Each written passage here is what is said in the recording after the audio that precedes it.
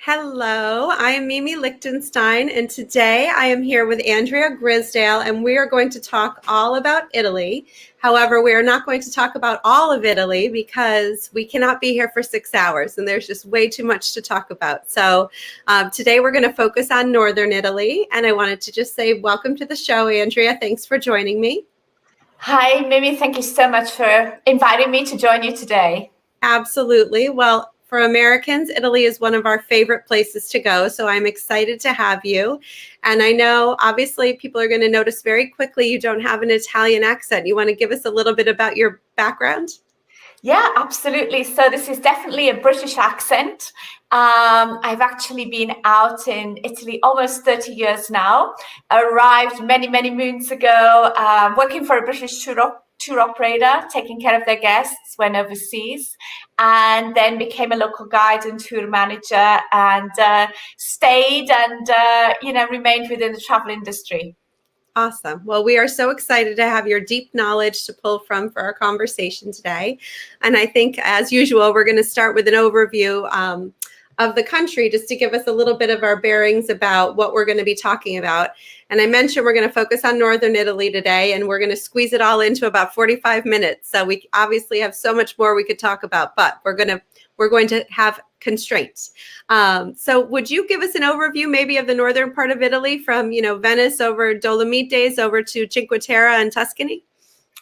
Yeah, absolutely. So, Mimi, I think, first of all, I would love to say that I believe I have the best job in the world. I mean, not only do I get to live, eat, drink, breathe, sleep Italy each and every day, I also get to sell Italy as well, and actually travel quite a lot throughout the entire country. It's a country which has a total of 20 regions, and we have the great fortune that each and every one of these regions is so different, which obviously just keeps encouraging us to keep travel to different regions. And so many of our travelers, as you know, they often return to constantly explore the different regions, learn all about the traditions, meet the local people, etc. So if we're talking about the northern part of Italy, it's actually where my home is. I'm based in Bellagio on Lake Como, which is literally a hop, skip, and a jump away from Milan. We're about an hour's drive from Milan. Also extremely close to the Swiss border. We can easily head over to Lugano. Also, we can take a beautiful train ride towards San Moritz, which is absolutely stunning. And literally either side of our region is called Lombardy. We have to the west, we have Piemonte, which is a beautiful region known in particular for the wines, the cheeses, the truffles in particular. And then from Piemonte, we head towards the coast. We have Liguria. Many of your guests, I know, enjoy Portofino, Santa Margherita, Rapallo, Camogli, the beautiful towns there of what we call the Italian Riviera. And then often people will head further south towards the Cinque Terre, one of the most beautiful areas for people wanting to hike from one place to the other. You literally can hike between the 5 towns in one day. Also in the Cinque Terre region, we don't just have the seaside. If you go inland a little bit, we have places like Carrara, which is where our beautiful white marble comes from, town of Lucca, medieval walled town, probably one of the most beautiful that you will get to visit in Italy. They have some amazing summer concerts there. What I love to do when I go to Lucca, apart from the food, of course, everywhere in Italy you get great food, but we have a favorite trattoria hidden away very close to the medieval walls there, is that we actually like to explore those walls by bike. Instead of walking around the antique city, we actually enjoy more by bikes. It's a lot of fun, and that's really what the locals do as well. You also have the Leaning Tower of Pisa, which quite a lot of people know, of course. And then, we're into northern Tuscany at that point. We have the Chianti region, and really Tuscany Tuscany, where I've actually been traveling through for the last 3 or 4 days, you literally have everything. You have the sea, you have the hills, you have the wine, you have the most incredibly beautiful countryside. You have, of course, the city of Florence as well, the Chianti region. We have places like Siena, famous for the Palio. We have San Gimignano, which is very well known for its towers. But I think it's all about exploring Tuscany and speaking to our travelers. So many people have enjoyed Tuscany so much when they've actually gotten lost, when they've been out and about exploring all by themselves. They've often found the best places, when they were actually looking for somewhere else. Heading back north, between Tuscany and Lombardy, we would hit the Bologna area, which is really, I would say, the food region, or some people actually also refer to it as the Motor Valley. Not only, is a place that is well known, of course, for our Ferrari, Lamborghini, Ducati. They're all coming from the area. Bologna, very well known also for its university. One of the oldest universities in Europe, has an amazing history. Also in that particular city, apart from being a big food related, a lot of food related experiences happening there, it's got a great vibe as well. There's a lot of these beautiful arcades that you can explore. They also have a lot of taverns as well. It's actually a great place to do food tours. Then further north, that's where we have Parma. In that area, you have your balsamic vinegar, Parmesan cheese, of course, the prosciutto, and then keep going north. You head into Lombardia, you go to Veneto. That is where we have Verona, quite well known for the opera. And then, of course, the Prosecco region, the Soave region, Valpolicella, the red wine, which is amazing. Venice, I think, often on every first timer's itinerary, beautiful destination. It doesn't matter what time of the year you like to go. Personally, I love to be in Venice in the wintertime. There's just something very, very magical about it. And what we're actually seeing, Mimi, is so many people are requesting to visit Venice over the festive season. It's absolutely magical at that time of the year. Wow. And then you head further north to Friuli, places like that. Again, huge wine destinations.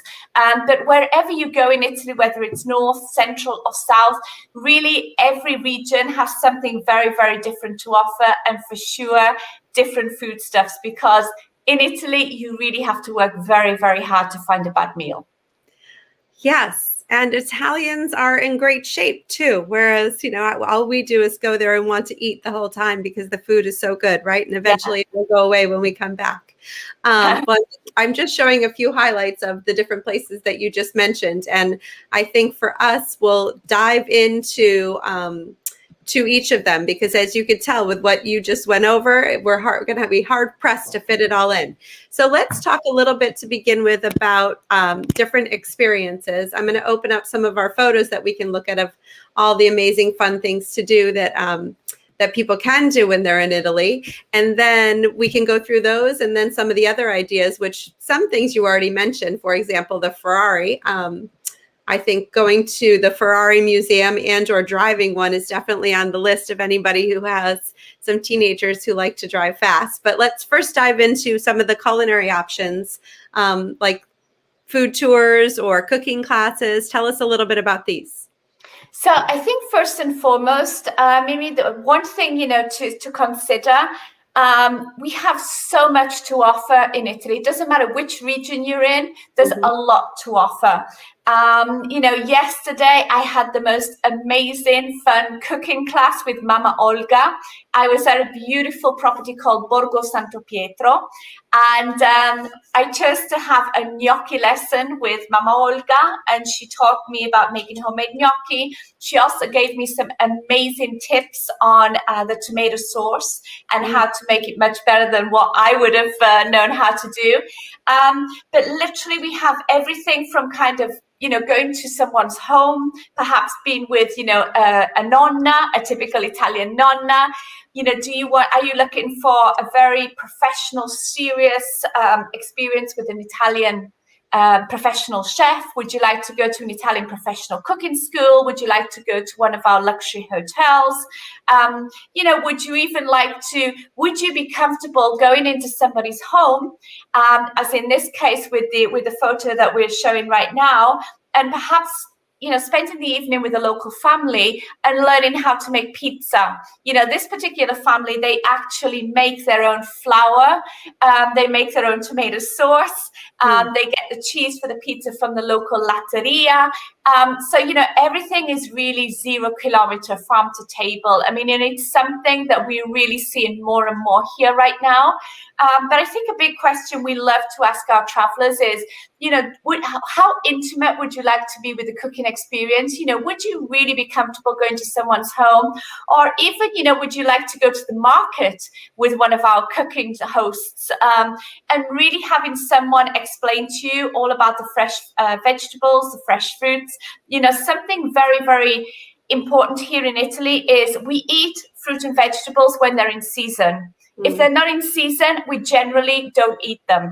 And I think it's a lot of fun going to the markets and learning how to choose the different produce, etc., and seeing the banter that's going on. And that's a lot of fun, and it's definitely an opportunity. Another food-related experience that we can also offer, Mimi, which is very, very popular, is Aperitivo Tours.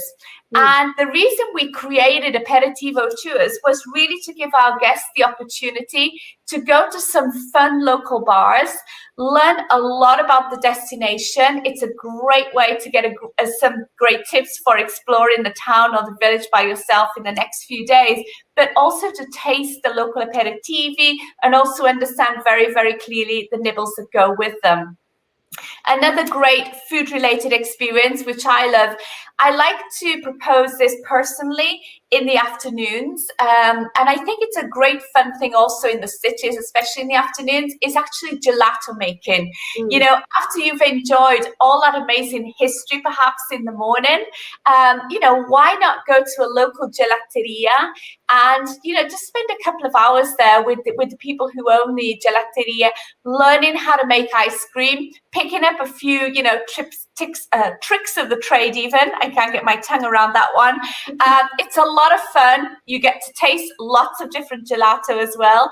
And again, you've not only made friends, you've also learned something new as well. So there's so many food-related experiences.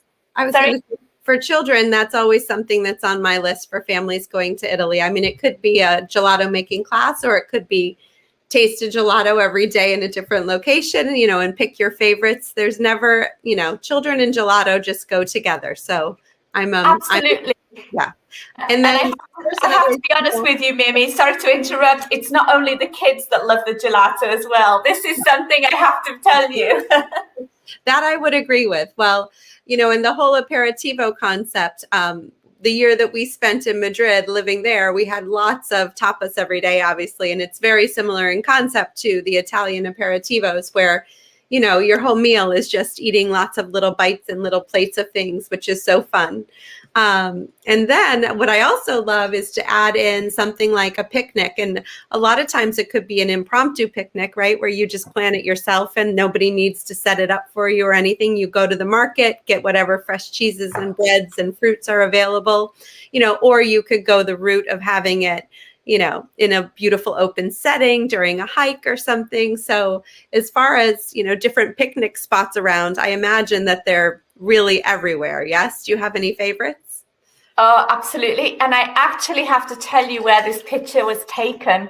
Okay. It's actually taken literally just across the field from where Andrea Bocelli performs in the summer in the heart of Tuscany every year. And this is actually our head driver guide, Raffaele. And he accompanied our guests to the show. And he just headed off, threw a blanket on the ground, as you see, with some local produce, and enjoyed the most amazing sunset as the guests enjoyed the show. Also, we do a lot of more, breakfast picnics, as well as a lot of lunch picnics. And one amazing experience I had 2 days ago was I actually had aperitivo on horseback just before I had a picnic lunch in the heart of the Tuscan hills. We love to do things in vineyards. We love to do things by the lake, but also we love to do little things like surprises for our travelers as well, often when they're not expecting it. I love that. It's always nice to have good surprises. This one, I love this picture that you guys sent me because this is Picnic by Vespa. Yeah, absolutely. Vespas for us, it's one of our favorite modes of transport. And one thing we also like to propose, Mimi, is, head out on the Vespa. And if you're not comfortable driving the Vespa yourself, we have the most wonderful driving guides who will actually drive you, and you get to go on the back of the Vespa. So you feel very, very comfortable, very, very safe. You get to enjoy the, Roman holiday, sensation, the experience all the same. It's completely up to you. For us, our guests, they have to feel comfortable, and we just want them to live and love Italy the way we do. Yes, well, this is beautiful. And I think having a picnic multiple times when you're in Italy is called for sure. And then look, I love when you focus on this, example happens to be chocolate, but one particular, it could be learning how to make a ravioli or a gnocchi or a chocolate or a cocktail. Tell us a little bit about this chocolate making experience.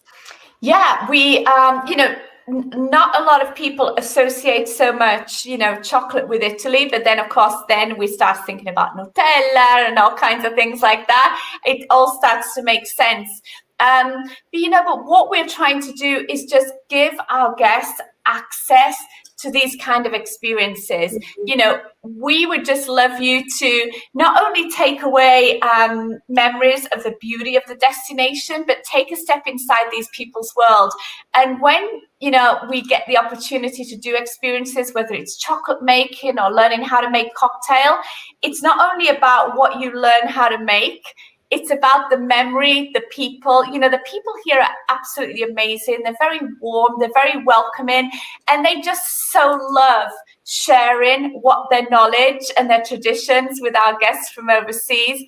And I can tell you that every single guest, whether it's a chocolate making experience like this or other, they always walk away, usually with their stomachs full, but with the biggest smile on their face and lots of amazing Instagram moment photos as well. Absolutely. Well, we happen to have friends who live in Milan and are from Sicily. And so we've actually visited them multiple times in their family homes and cooked with them and enjoyed those experiences of, some people who don't even speak English, right? And you can still have this great bonding moment in the kitchen, making food and sitting down and enjoying it together. So I'm a big fan. I can't let this picture go without asking you about it because it involves a cocktail with my favorite fruit in the world, which is a passion fruit.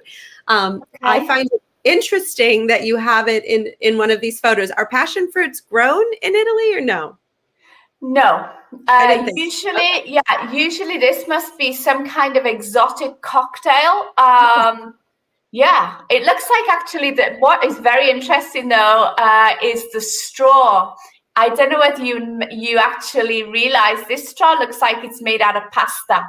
And, with all of this green and sustainability and recycling, one of the big things right now is to make the straws out of pasta. So that looks exactly like what we have there. Absolutely. Might as well. It's the perfect shape, right? Yeah. Okay, so let's dive in a little bit to some more active experiences. And I think it's funny. I always think of Italy. I think of summertime and summer travel. However, there's plenty of reasons to go to Italy, like you said, to visit Venice in the wintertime, or if somebody wants to, go skiing in the north, which is obviously a completely different experience than many of the places in the United States. Would this be in the Dolomites? Yeah, I believe so. And the Dolomiti is one of the most beautiful, not only corners of Italy, I think one of the most beautiful corners of the world. UNESCO heritage site, of course. Mm-hmm. It's just literally stunning. And my interpretation of the Dolomiti is you have the best of every world there. You know, you are so close to the Austrian border, and there was a lot of influence, Germanic influence, Austrian influence over the years in the past. And so you have the kind of structure that came from that, but then you have all of the warmth and the best of Italy put together. The slopes, they are just kept in the best, you know, they are so well kept and maintained, and you can literally ski for miles and miles and miles and never have to take off your skis. You know, from one lift to the other, you get your Dolomiti Super Ski Pass, and the views, they will literally take your breath away. It's also an amazing place, by the way, Mimi, to enjoy in the summertime. You know, the hotels in the Dolomiti, quite different to many of the destinations in Italy. They usually reopen around the very beginning of June and stay open through to the end of September. They'll have October, November closed, where they'll be doing maintenance works, reopen at the very beginning of December, and then go all the way through to beginning of April. But it's the most stunning area. Great for biking. E-biking is hugely popular here right now. Obviously, hiking, climbing, kayaking, canoeing, you name it. Anything that's adventure, you can enjoy it in the Dolomiti. Well, I would also add, many people who have listened to or seen our show before know that I love Via Ferratas, and our family seeks them out all over the world. And finally, I have on you from Italy, because Via Ferrata comes from Italy. I think it means Iron Way, and it dates back to World War I, when they used to be moving troops around. And there are multiple places throughout the Dolomites and northern Italy where you can do Via Ferrata, which is a wonderful, super fun, active, adventurous day out with your family for sure.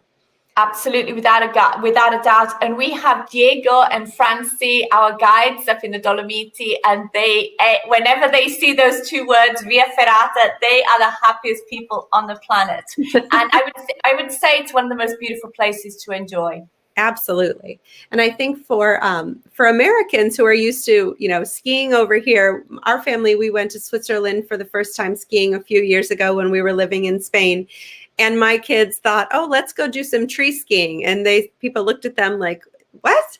There is no tree skiing out there, because obviously it's just big, beautiful, expansive mountains and snow. And it's just a completely different feel than we have here. So summertime, fall, spring, winter, it's the right time of year to go to the Dolomites. And then we go down, this picture happens to be from Tuscany, and it's horseback riding. And I think the hotel you were talking about a few minutes ago is a big equestrian center, but there's horses all over for riding, for little children, for adults, novices, advanced. Tell us a little bit about some of your favorite places or experiences with horses. Yeah, absolutely. You know, horse riding is something that we're seeing more and more requested every single day. This photo was actually taken maybe about 2 days ago. And I'm actually in the photo there in the middle. And this was, I honestly believe, one of the best experiences that I've personally ever enjoyed in Italy. Not only did we enjoy the most beautiful ride on the horses, it wasn't just a case of, you know, one horse following the other, very boring, etc. You know, we were in these beautiful fields. We went through the olive groves. We went by the vineyards, and we actually learned all about being a Tuscan cowboy. And we didn't just learn about it, we were actually taught how to herd the cows, and we were given an opportunity to do it personally. We were taught how to open and close the gates. We were taught how to go and actually take one of the cows. They gave us the number of the cow, and they say, go get that cow and bring it over here away from the herd. And it was just amazing. The whole experience also included our aperitivo on horseback, I mentioned earlier. And then we had the most beautiful lunch overlooking this entire valley just outside of the Chianti region. But there's all different, horseback adventures around the country. Again, like the food, every region has its own speciality, has different things to offer. Depends on exactly what the guests are looking for. And is this the same day that you did the aperitivo by horseback? Absolutely. Yes, nice. All right, the next photo is of Cinque Terre, and We hiked, I think, from Vernazza to Monterosa al Mare, or one direction or the other. I can't remember. We were there shortly after some, I think, I don't know, something happened with some of the paths needed to be redone, right? So they were closed for a while. Are all of those back open again so you can actually hike from all 5 towns? Okay. Yeah. Which one is this? Is this Vernazza? Yeah. And we actually, Mimi, what we actually propose to our guests are to, start in Rio Maggiore, which is the most southern town, and head north. So you first do the Via dell'Amore, which is really the most, they say the most beautiful. I mean, that is obviously a very personal opinion, but it's the easiest of the Cinque Terre hikes. Okay. And then as you go further north, the hikes become a little bit more difficult. But I think, if somebody is fit, they would definitely be able to do it. We have a wonderful walking guide in that area, Andrea, and he is amazing. He was...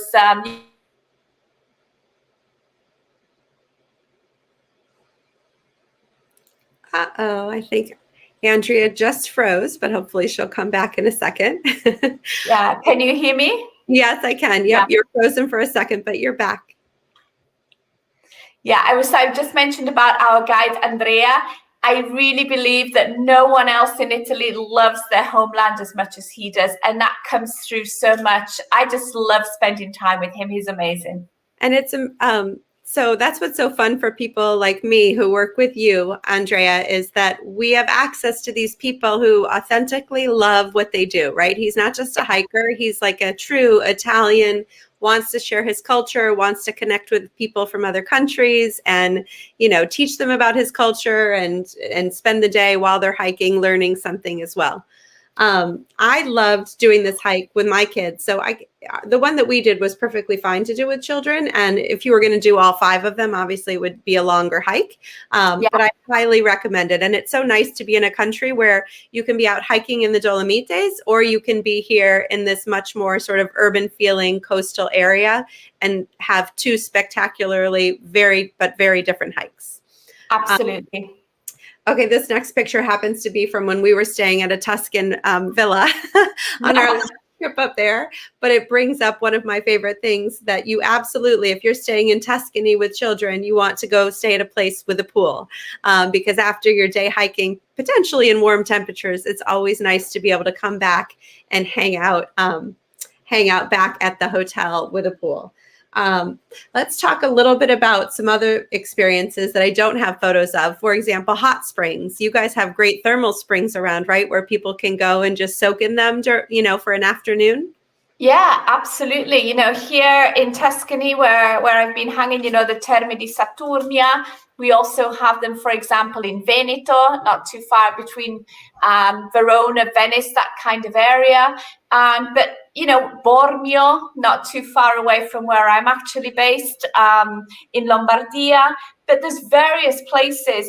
I have to say, usually we would be looking at people asking for more a spa experience, so a hotel with a spa as opposed to thermal springs. But we do like to highlight their existence when people are actually in those areas. And again, it's just one more opportunity to live the Italian lifestyle. Absolutely. I mean, some of these I know when I was talking with my partner from Iceland, there are places there that people go to more as, the Blue Lagoon type places. But then there's the local places where if you happen to have it be near you and you're driving, then why not stop and, jump in for an hour? So obviously Italy is full of gorgeous museums as well. The Uffizi, the Guggenheim. Tell us, it's hard to pick. I think if you're going to go to some of these places, you want to go see the Uffizi and the Guggenheim. Those would be 2 essentials. Are there any other ones that you would add to that list?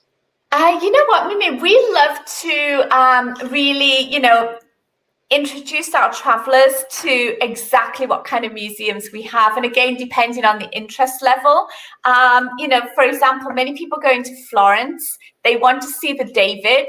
And, we like to dig a little bit deeper always. And we say, okay, we can definitely arrange that. But do you know what that means? You know, we would, of course, arrange priority passes for you, which is very, very similar to going through fast track line in the airport when you're traveling business or first class. And then this is, you know, we explain the whole procedure, how it works. You know, do you really need to see the original? And of course, there's people who absolutely need to see the original, and you will see them emotional, in tears, looking at the original David. We have so many amazing stories from our guides.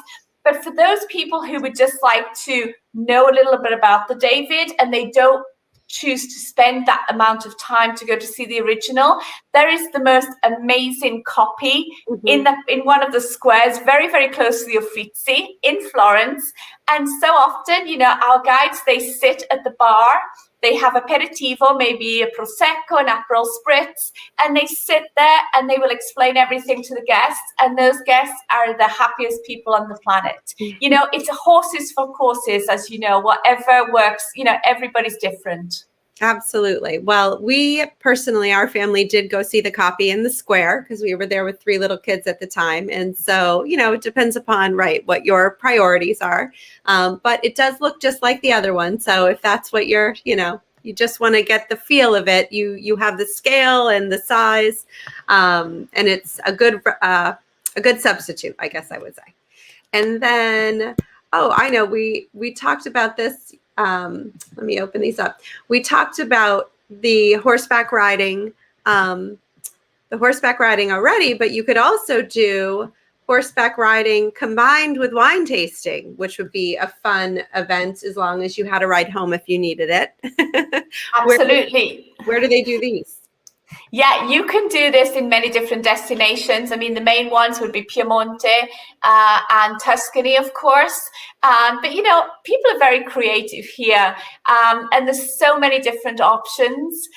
It's important for us to understand, you know, what is going to work for the guests. But even, you know, if they have children as well with them, these are experiences that can still be done because, you know, we can also involve the kids. Obviously, we're not going to be giving them wines, but maybe they can participate by tasting the different grapes or tasting different of the bio juices from the fruit trees, etc. So we always would include even the kids in these kind of experiences without a doubt. Also, there's experiences, Mimi, where people can actually do perhaps a full week and they will ride from one place to the next, staying at a different property every night. And obviously we would move their bags for them. You know, it depends, again, what the guest is actually looking for. Well, I love that because I definitely have clients who love to do, for example, in Switzerland, the hut-to-hut hiking, or if you're in Peru. And I think that to be able to cover a lot of ground with a purpose is a really fun way to see the countryside. So that's good to know. Oh, yeah, this is a picture of my family when we were in Venice going on a gondola, which is kind of a must thing to do if you're going to be in Venice, and always super fun for all ages as well. I think that's what's so fun about Italy, really, like you said with the horses. I mean, if it's a horse wine tasting, you can still bring the kids. They just don't have the wine. Everything is really accessible to every different age. Yeah, and people love kids here in Italy, Mimi. You know, there's no kind of leave the kids at home with a babysitter because we don't want them in the restaurant. Absolutely, completely the opposite. They are so welcome everywhere. And so this is a picture of a little dog, and this is a special little dog. Tell us about him. So this is a special little dog, and he knows where to find the best truffles.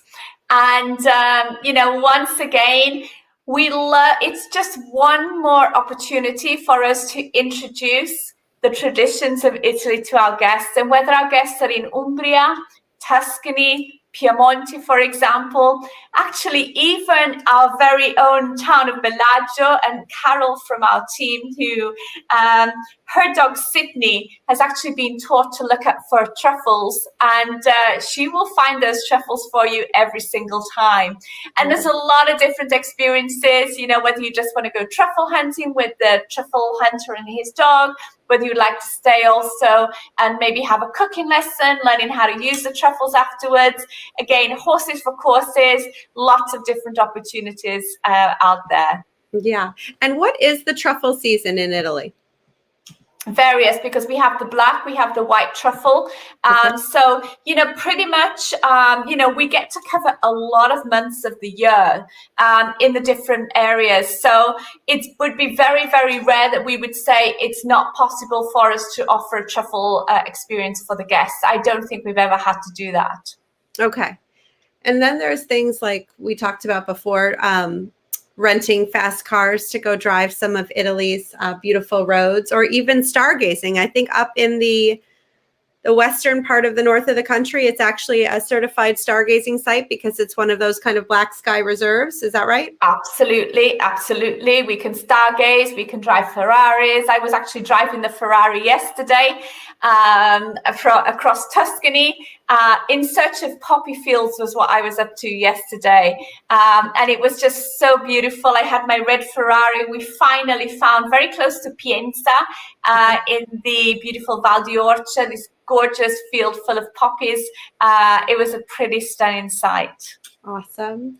And then up by, I think, Lake Garda, there's paragliding for the more adventurous people. Maybe the people who did the Via Ferrata the day before, they could go paragliding. There's ATVs to go back road riding. The possibilities Jeep safaris. I think a little bit, maybe in the southern Italy conversation, we'll talk about the Range Rover off-roading, because I know they have a spot over there too on the West Coast. Zip lining. Okay, zip lining, and even golf. So a regular old American loves sport, right? There's beautiful courses as well. So there's so many different things to do. It's you're just going to have to constrain to be able to, to only, especially if you're planning to only spend a week there. But of course, for all of us who have extra time, a couple of weeks would be an even better choice. Let's go over some of the beautiful hotels that you all have. I mean, not even hotels. I usually say the word accommodations because so many places where my clients stay aren't always just a regular hotel. They're more, it could be a villa, it could be a series of homes, it could be a tree house. So let's go through some of the beautiful photos that we have. This is the one you mentioned earlier. Borgo Santo Pietro. Yeah. Absolutely. I actually stayed there last night. One of my personal favorites. Beautiful property in the heart of Tuscany. Right now they have 20 rooms. This is also where Mama Olga is, the lady that we did the cooking class with. But they've really created so many different experiences at the property. You can go to their sheep farm. You can learn how to herd the sheep. You can make cheese. You can make bread. You can make pastries. You can make pasta, gnocchi like we did. They have 3 ladies who are their florists, and they will actually teach you about the, flowers and how to decorate your table, for example. They have 2 restaurants. They have their gourmet restaurant. They have their local trattoria. They even have the peacocks there. They have the herb garden. It's a beautiful, beautiful property. Every single detail is so well taken care of, and the level of service is incredible. To give you an idea, Mimi, they have 20 rooms and they have 100 staff. So you can imagine the level of service is incredible. Absolutely. And we're looking at a photo of one of their sort of private I guess we can't call this a picnic, a private setting, I think, in the grotto to be able to just have an intimate dinner for 2, which absolutely beautiful with some lovely, lovely arranged flowers on there. One of my colleagues says that this is the prettiest hotel she has ever been in. So you can get an example of that from, the pictures of the room and of this dining table. It's just stunning. Another one of the ones you went to this week, I think, was the Sense. Is that right? Yeah, I'm actually here right now. That actually also could be my room. I'm here talking to you from the Sense. They've literally opened their doors today, so very, very exciting. And it's the most stunning day. We can literally see right across to the island of Elba from here. The beach is buzzing with people, and Very modern property. They have over 100 rooms here, about 112 rooms, I believe, 112, 120. Very spacious, very modern, extremely comfortable. And again, great service. We literally went for a bike ride earlier. We biked about 5 kilometers following the beach.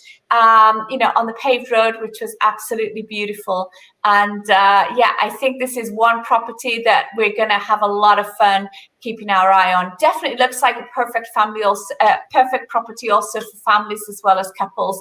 There is the most fun ice cream van as well. Literally, as I go out of the elevator and cross and head towards reception, I have to keep walking past the ice cream van. So not sure how that's going to go by the time I leave.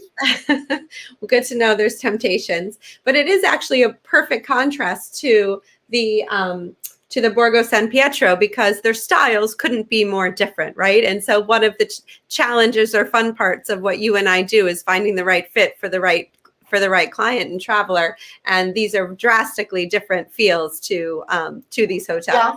But you know what, Mimi? I would say both of these hotels, as in the majority of our hotels in Italy, you really feel a true sense of place. You know, I mean, we're in a very different location here to when I was in Borgo Santo Pietro. And so I feel that this hotel is really reflective, of where we are. Even the amenities in the bathroom, the shampoo, the conditioner, the body gel, etc. It's, acqua di Elba. So it's all been really clean and very closely thought out. One thing that you see in many of our hotels, of course, is our Nespresso machine. God forbid that we should go without an espresso, another Italian tradition. So often the majority of hotels, you will always find one of those in the rooms. Absolutely. And then the Castello del Recchio, if I'm pronouncing that properly, that's personally on my list for the next time I go to Italy. And some of my colleagues have called this place the dreamiest place in Italy. And so when I look at, this is just one example, but I also love this one because it gives you an idea of why it's a great place for families. And that is they have some bunk beds, some very nice bunk beds in some of the rooms. And they also have lots of experiences just staying there. Can you describe it a little to us? Because I know it's not like a typical hotel for sure. Yeah, absolutely. So basically, it's definitely a castello, a castle, actually dating back to 1050. So a little bit older than the US. Italian family, the Count and Countess Bolza. And they literally had this as their peaceful, holiday retreat back in the 1980s, for example. And they have 5 kids, and one of their children, their son, Count Benedict, he had been studying and practicing architecture actually over in London, and came back and decided that this was really the perfect place to take those abandoned farmsteads and really make them into beautiful villas that can be rented, or they can also be purchased, believe it or not. And they are just absolutely stunning. But I think the big thing about it is you really get the opportunity to understand, what is truly important to the family. They're really into, they have a big organic approach, for example. Also, they've been so clever using contemporary design, but really mixing it very well and respecting the history as well. So they're very, it's just a stunning property, and the views are just never ending. There's 1,500 hectares in total, so you can imagine this is absolutely huge. It's located about a 45-minute drive from Perugia, almost 3 hours from Rome, and a couple of hours from Florence. It's in the region of Umbria. Reopened for 2021 this month, the month of May. And actually they have quite a well-known guest there right now. They have Anthony Hopkins. He's staying in one of the properties. So they're on a lot of people's radar, his included. And there are so many experiences that you could just do on property. Like you said, It is a huge property, and they have a lot of things to do, from the truffle hunting to grass courts for tennis to hiking and biking and all sorts of things. So given our time, we're not going to dive into it. We'll skip up to Lake Como, because that is on many people's bucket lists. And we all know that there's some famous American actors who like to go hang out over there. And this is one of my favorite hotels on Lake Como, and a stunning one, as you could see from the picture. You want to tell us a little bit about this one? Yeah, absolutely. Grand Hotel Tramezzo. I would say is one of the most special properties, not only on Lake Como, but in Italy. It's a family-owned property. The CEO, she's in her 30s, an amazing lady who's taken over the family business. And she's just taken this property from one level to the next. Every year, they continue to renovate, to make additions to the property. The views are absolutely stunning. They have a floating pool on the lake. They also have the most beautiful sandy beach area as well, and very, very close to the floating pool. And something which is new for 2021 is they've made an agreement with one of the most well-known and respected seafood restaurants from Milan.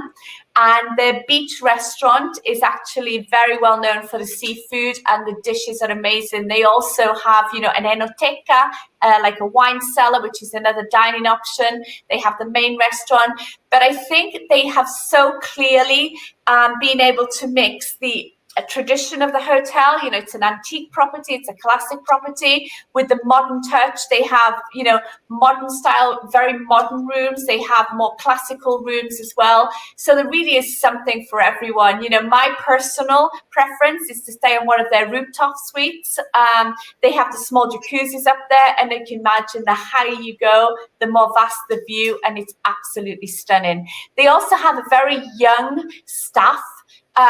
Again, always with a smile. And it's one of those hotels that if you're in the bar having aperitivo, Mimi, and you're due to go to the restaurant for dinner, and you're just enjoying your table so much in the atmosphere, because they always have a great singer every night, you can literally say, can I stay here and have dinner here? And that is something which seems to be so appreciated by so many, this, very friendly, easy approach in such an amazing property. Well, it is stunning. And I know there are a few hotels with pools on Lake Como, but this is definitely one of the most special.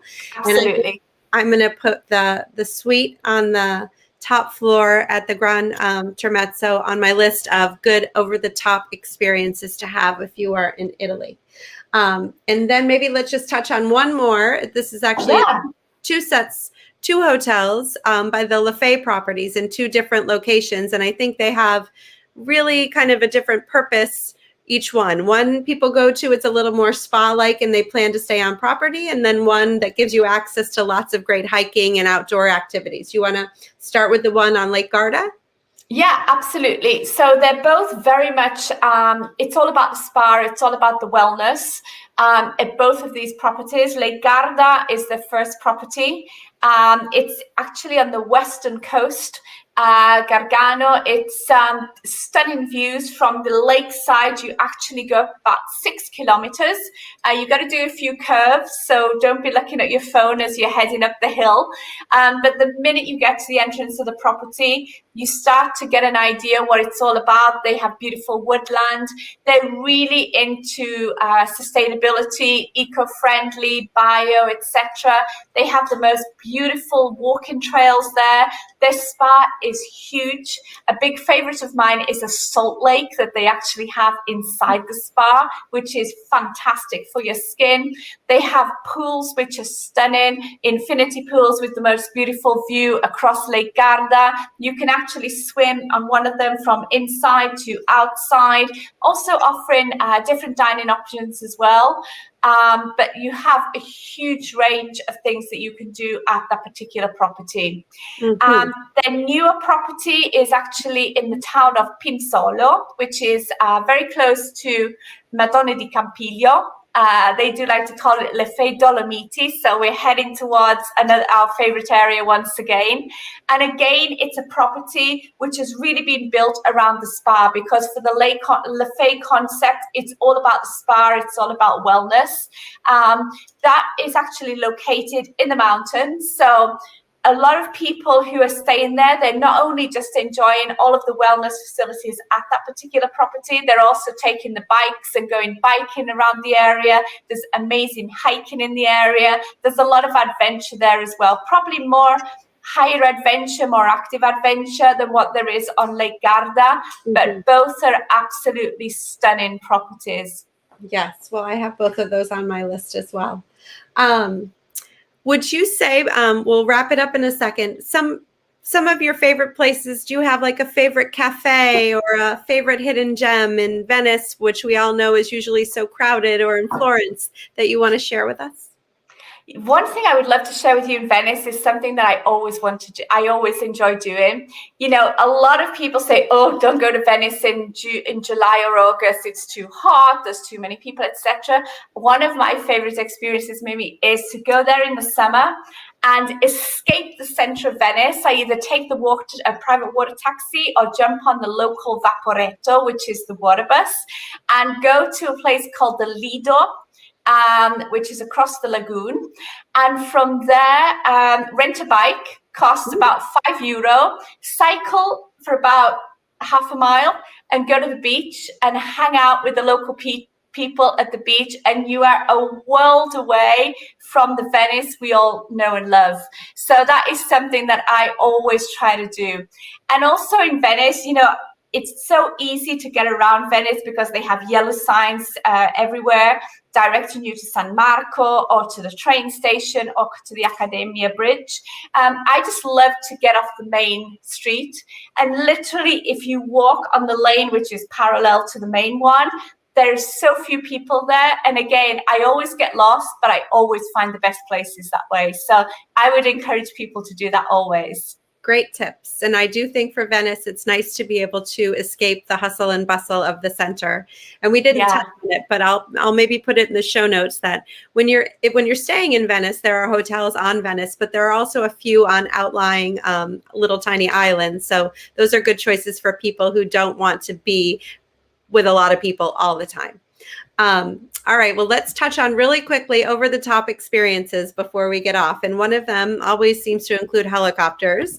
And you have that picture, that great picture here, which I think you are in, of a helicopter that is about to take off for Lake Como. Yeah, absolutely. We were actually heading north of Lake Como towards the Swiss border. And we were actually heading for a lovely lunch at the top of one of the passes, and we just enjoyed the most beautiful views. Had a fantastic day. I mean, there's so many different experiences to enjoy by helicopter. For example, you know, even if you would like to use the helicopter for transfers as well, maybe from Rome over to Capri, or you know, you want to go from Florence and you want to go to maybe to the Borgo Santo Pietro by helicopter. Of course, that is definitely an option that you can do. So we can have pleasure flights, but we can also, and we do actually use a lot helicopters to transfer people as well. Yeah, there are quite a few helipads around Italy, that's for sure. So it's definitely an easy way, or gives you a lot of accessibility quickly. And then boats is always a fun one. So this one I think is this off of Venice? Where is this? It could be, it's either around the... Sorry? Yeah, it looks like the San Fruttuoso. That's where I believe it is, not too far from Portofino. So yeah, we have some amazing boating experiences. I would say my favorite would be either Portofino area, Cinque Terre area. Go to the Cinque Terre from places like Forte dei Marmi or Viareggio, which are beautiful beach destinations. And instead of driving to the Cinque Terre, just go with the boat and have an amazing day out. Or my favorite all-time experience is from the Amalfi Coast, heading to the island of Capri for the day and just having one of those stunning experiences. And what we would always do, Mimi, is, you know, everyone's heard of the Blue Grotto. We always take our guests at the back of the island first. There are so many different grottos that, you know, people don't talk about and nobody goes there, and they are so much more beautiful, and there's no one around, and it's just all for you. And then by the time we turn the corner and they see the circus outside the Blue Grotto, we say, would you like to stop? No, keep going. Get me to Capri. I want my aperitivo in the piazza. And then we arrange it so when our guests are leaving Capri, they usually are leaving as the sun is setting behind the island, which is their view as they are returning to the Amalfi Coast. It's a pretty special experience. Absolutely. Well, I know, like I said in the beginning, we could talk here for hours. We've already gone over a little of what we thought we would, and we of course didn't touch on everything. So for those of people who are listening who have a trip to Italy that they want to plan, there's so much more to dive into depending upon what you love to do. Italy is just a place that has everything. So thank you so much for joining me today, Andrea. And I look forward to talking to you again about Italy. And I look forward to Italy opening up and sending more clients back there again. So many fun things to do ahead of us. That's for sure. Thank you.